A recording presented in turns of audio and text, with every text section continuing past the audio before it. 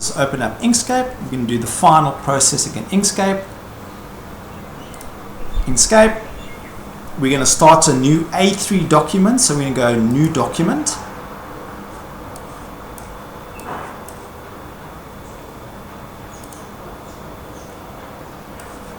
Okay.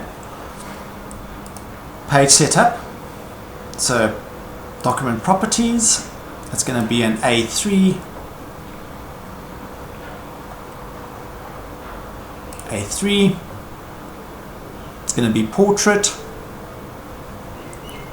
Great, just like that. Close that. Excellent. Now we need to check our layers. We'll work through this in a minute and we'll look through some additional stuff here. There's not going to be any additional items for the time being. I just want to introduce you to some workflows. Okay, all we're going to do now is we're going to go and grab those images that we've exported. So let's go to Workshop.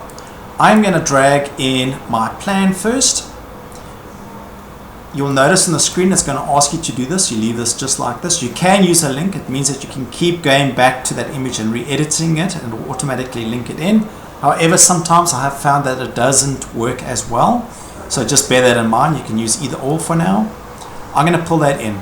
I'm not going to change anything because technically that should be exactly the same scale as in GIMP. So I'm going to pull that down to the bottom for now. Now I'm going to put in one last image. Okay, we're just going to do some final... wrong folder. I can close it for now. I've done everything out of that. Good. Here I'm going to use my black and white image. I'm going to pull that in. Okay. Again, it's asking me for the same information. Just press OK. Good. I'm going to line these images up and hold Control down so it locks it. So you'll see that GIMP is trying to work this information correctly. So I'm going to put these two images on the sheet just like this for now. I'm going to move them up. And you'll notice in your layers, so in layers, just remember, if you go to layers and you go to layers and objects, have this open. I'm going to put these two images down. I'm going to move this up a bit. Just use your arrow keys to nudge it up and down. I'm going to pull this to the top. Okay, so what I need from you, I want you to put your name. So the first thing I want to do is go and create a bit of text. Okay, so text. You can change this to millimeters so that you know that you're working with millimeters on your sheet. Let's make this 20 mil. And you can pick any text you want. So I'm just going to call this. Now, this is important. You see the fill and strokes. If you go to path and you see, you need to double check your stroke, your fill and stroke. I always forget where this is. I usually know where it is. Layer, fill and stroke, view path. Stroke to path. I just want to see fill and stroke.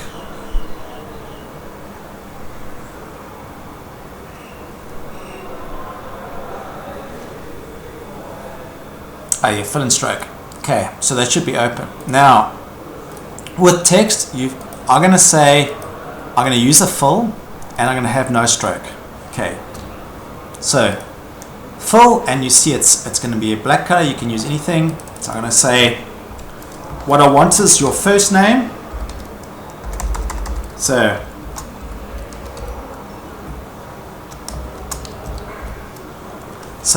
let's do it this way rather. Name, surname, and then so name, surname, and then your student number. Okay, good. And I want this at the bottom here. We can export this as a PDF when we're done as well. Okay, so I'm going to put this down at the bottom. Good. I just want to put this down here in the middle. Somewhere in the middle. For now, we're not fussy about where this is. I just want to make sure that you guys can do this exercise. Now, what do we use Inkscape for? Okay, basically this is my completed plan, but I'm going to use this plan as this black and white image to highlight my thinking or my planning. Alright, so I'm going to just start with a series of shapes and paths. So the first thing I'm doing is I'm going to create a path. I'm going to click and hold Control down to work X and Y. So I'm going to click again. Right click. Now this is my first path. Make sure and fill and stroke. Then I'm going to give this a stroke. Yes. And I'm going to make it So in stroke path, I'm going to make this quite thick in millimeters. I'm going to make this 1.5 mil. Here you can use dash lines or solid line, totally up to you. And you can use any color. Okay, remember I can use any color for this.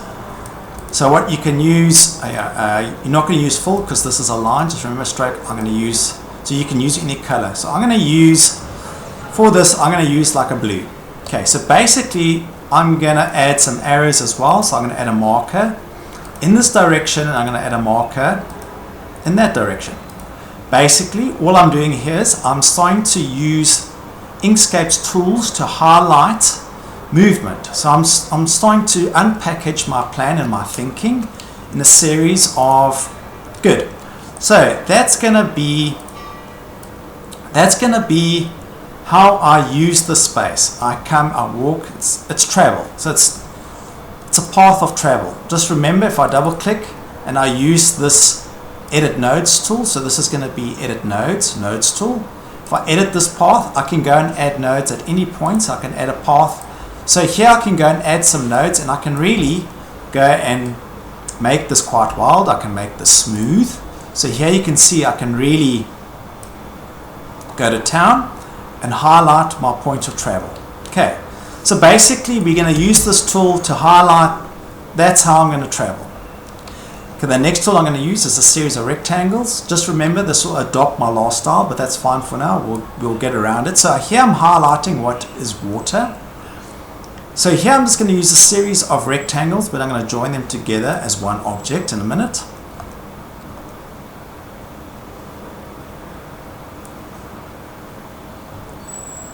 Okay, that's good. Now I'm going to use this tool. I'm going to select this path. I'm going to snap it to that side. I'm going to select this path, make sure that it snaps to that edge. Just remember, you can switch on snapping at the top here to make it snap. I'm going to snap this path. I want this to snap to there. So you can see that's starting to work well. So that's water. I'm going to use the same tool over here, seating.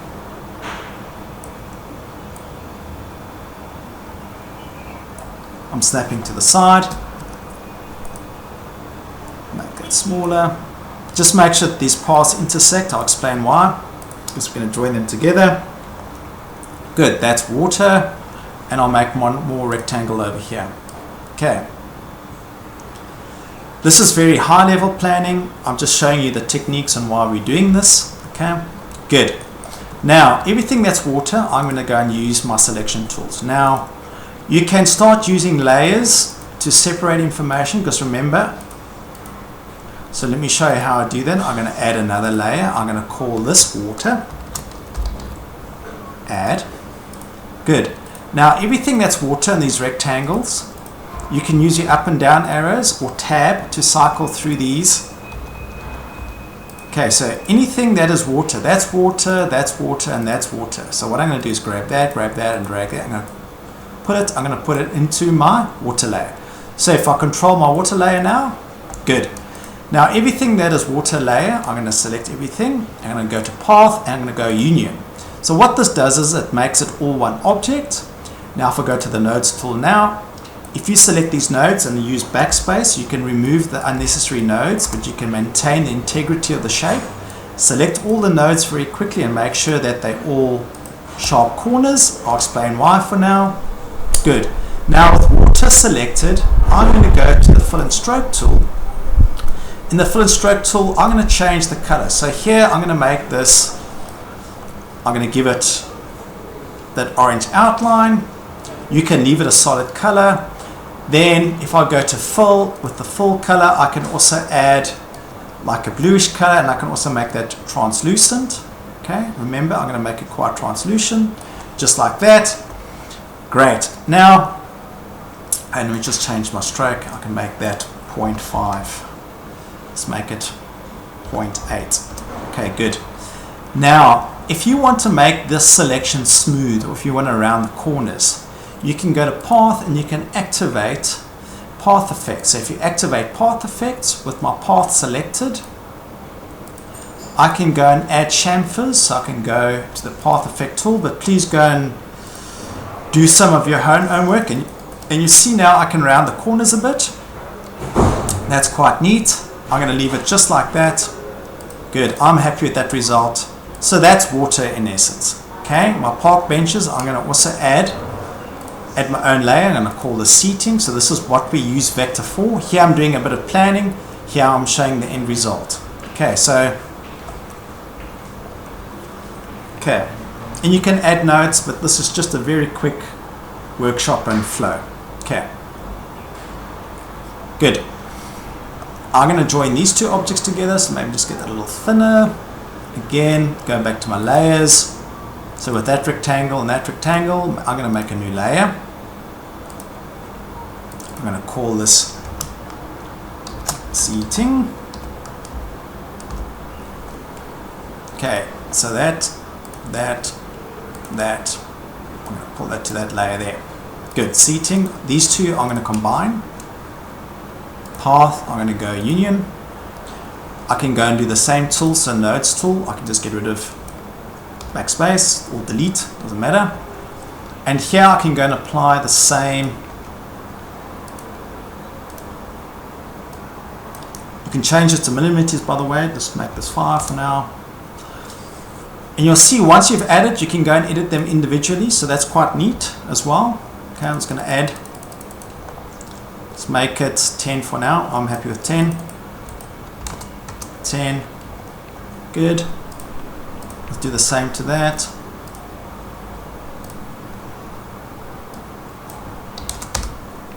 Okay.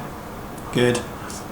Okay, now, because these are on the same layer, I can select the seating whole layer itself. Now I can edit all of those layers at the same time. So if I go to fill and stroke, so here in fill, I can go and add, again, I can add like a red color, make it translucent so you can see that's going to be seating. My stroke path, stroke paint, I can change that now. Maybe I want that to be like a red color. Okay, and then this I can make quite a lot smaller. Good. And then this I'm going to leave just like this for now because it's my pedestrian route, and here I'm going to change the dash lines. Remember, you can go and add, and you can build your own styles, by the way, totally up to you. Okay, good. So I'm going to make this dashed. So this is just circulation. Remember, at any point you can go and edit these curves, and you can go and edit the way this functions. Okay, so very powerful. This is what we're going to use Inkscape for, generally, to build these types of images. Good. Okay, so for our exercise tomorrow, we'll do more legends than that, but in essence, I just want you to try and do this. We're going to be doing more of this. I'll delve more into Inkscape and how to use this more effectively, and I'll delve more into GIMP and how to produce these plans better. But in essence, I just want you guys for tomorrow's exercise to produce what I'm doing. Once you're done with this, you're going to save this as well, so you can come back and edit this. So we're going to go save as. We're going to put this in our project file. Okay, put this in your project file.